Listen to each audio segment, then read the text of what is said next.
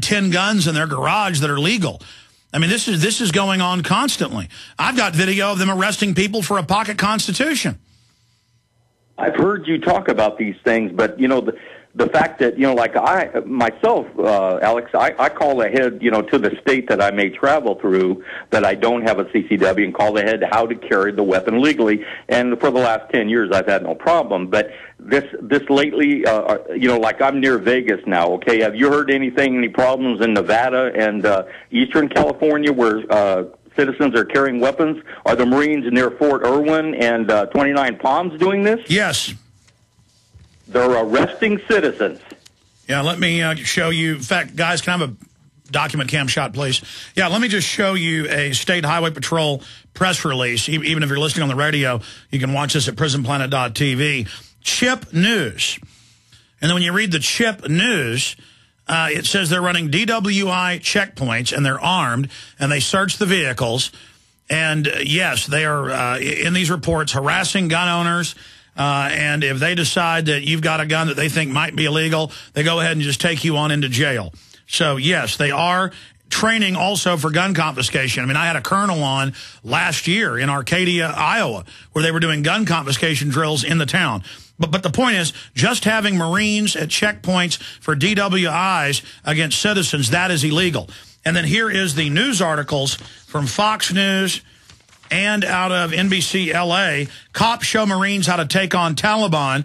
But then when you read deeper into this, and we had reports of this confirmed 2 years ago, they're engaged in law enforcement action with the police. So they're openly merging them now, sir. Yeah, well, those citizens that are carrying them legally, Alex, I don't see how they can take it upon themselves. I mean, I hear you talk about the cops in southern Texas, and, you know, I can understand that down there with those kind of cops. But the Northeast and you know, in the West Coast, I haven't ever heard of such tyranny and parasitic, you know, trampling on our rights. Sir, did you hear about the woman, the housewife, no criminal record? They reported she was a Glenn Beck and Alex Jones listener. She got pulled over with a rifle in their trunk, and they went ahead and arrested her and are investigating her for terrorism. Wasn't loaded? No. Yeah. Yeah, I'm believing all this, Alex, coming out of you and a couple other of my colleagues. I mean, no. You know, I mean, look, sir.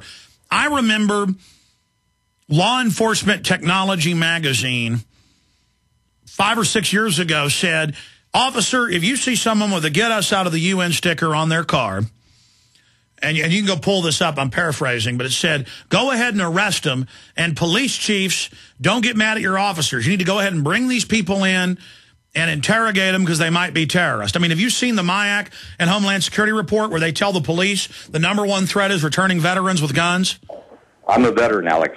But no, but what I'm saying is, I mean, this is what they're being trained. Yes, it's illegal. Yes, it's unlawful. It's illegal to have troops at the Kentucky Derby arresting people. They're just acclimating everyone. I appreciate your call. I mean, it's illegal that they blocked food and water for 5 days, wouldn't let the National Guard bring the food into the Superdome. People sat there for 5 days begging for it through the barbed wire, but then they sent them into the dry areas, into wealthy homes, and took their guns. I mean, that really happened. This is what the military is training to do. This is what's happening. Let's go ahead and take another call. I appreciate your call. Angie in Texas, you're on the air. Hi, I live here in Brownsville. Yes. And I wanted to let you know a couple of things that went on during Hurricane Alex. Yep. The first thing was that there was a newscast report saying how, you know, how they're going to process people into the shelters. And I said, oh, my gosh, because I thought back to your commercial about the bracelets, and it popped up again right now. They were showing how they process people, how they give them the bracelets, and how they have to give them certain information. Then they give them these yellow bracelets that they can scan. Yes, ma'am. And again, each time it gets more extreme. It's because they know it's hard to beat incrementalism. And they then put people in these camps, and you're not allowed to go out at night. And sometimes they'll break up families and bus different people to different areas. The CPS is there, you know, looking for bruises on your children to try to take them. This is what goes on. It's just incrementally they're ratcheting it up. Take the public schools. Warrantless checkpoints, ID cards, thumbprinting to get school lunches, to get library books. being trained to tattle on their parents. We're all being immersed in classical authoritarianism. Yes, exactly. And down here, I mean, last night me and my husband were driving home, and it was just amazing. I have never seen that many state troopers and cops all over the expressway, all over the roads. It was just like, wow, what's going on? Is there anything special going on here? They've tripled the number of police in the last 15 years, and they've basically federalized them. And we're in a lot of trouble. And I see reports every few days where they'll lay off half or more of sheriff's deputies or police, and then they're in the news saying, and the officers we've got are for revenue generation. We're not going to respond to most crime. You better buy a gun, which is actually an honest statement. I mean, this country is going into a full collapse by design, and the feds are going to try to use the collapse for a total takeover. I appreciate your call.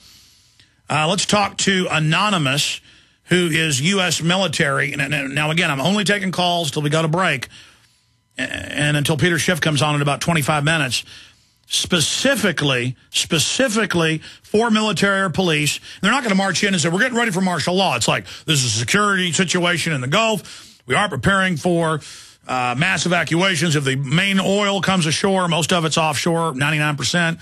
They estimate the 150 plus, and that number's 2 weeks old. God knows what it is. It's hundreds of millions of gallons. It's off-gassing, benzene, other toxic chemicals, methane gas. You know, if this comes ashore, we may have a crisis. So we're gearing up for that. So, prepare to have a lockdown situation. What is your intel on this? Let's talk to Anonymous U.S. military. Give us your take. Hello? Yes, sir. Okay, I just want to first say I'm at a little risk talking to you here, but first I just want to ask you something about have you heard of the society called the Oath Keepers? Yes, of course we've heard about Oath Keepers. Yes, sir. And do you believe that's a good organization and like constitutional soldiers willing to separate from tyrannical Yes, sir. commanders? We were the first major radio show to interview Oath Keepers. I've made a mini documentary about it. Stuart Rhodes. And their code of conduct is just simply the Constitution, the Bill of Rights, what you've sworn an oath to. So I think it's a good organization. Okay. Well, I'm currently trying to get into a membership with them. Well, listen, most people aren't members. It's just a code for people to go look at. And so, again, that's a separate issue. But you're in the military. Do you have any information about martial law in the Gulf? Not in the Gulf necessarily, but as I'm speaking, I know someone who is training right now, a friend of mine who's also in the military. And I have this website that you can go to, and they're openly training with police, and they have pictures and videos of firemen and police and National Guardsmen training together. Can you write it down? Are you ready? Yes, sir. I mean, I've been to literally dozens of these events. I'm fully aware of that. But go ahead and give it to us. Okay, it's mutc.in.ng. Say that a little bit slower. Okay, mutc.in.ng.mil.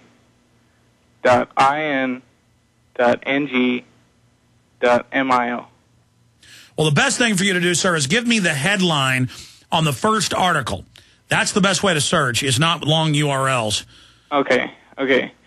U.S. Army North announces field training exercise, Vibrant Response 10.2. Oh, absolutely. I'm aware of that. Yes, that's Brigade Homeland, that they want to get up to 400,000 troop strength by 2011. It's reportedly over 100,000 domestic operatives right now, and that's just the public intel.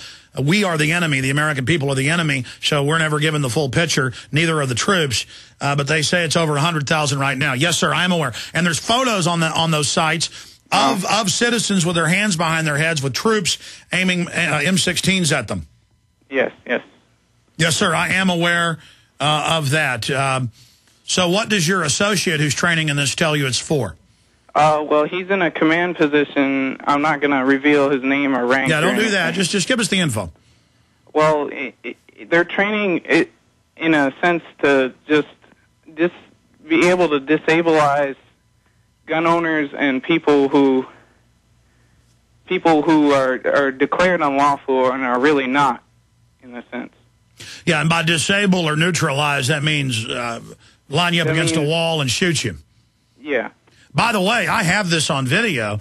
They wouldn't let me into a certain Marine Corps training drill in Urban Warrior. They kept keeping me away, but we were able to slip someone in as a, quote, tourist, because they were allowing citizens to have tours.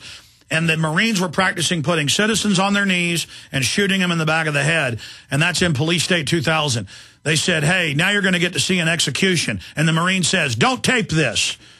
And they practiced taking the people out of their apartment, setting them down on their knees, and shooting them right in the back of the head.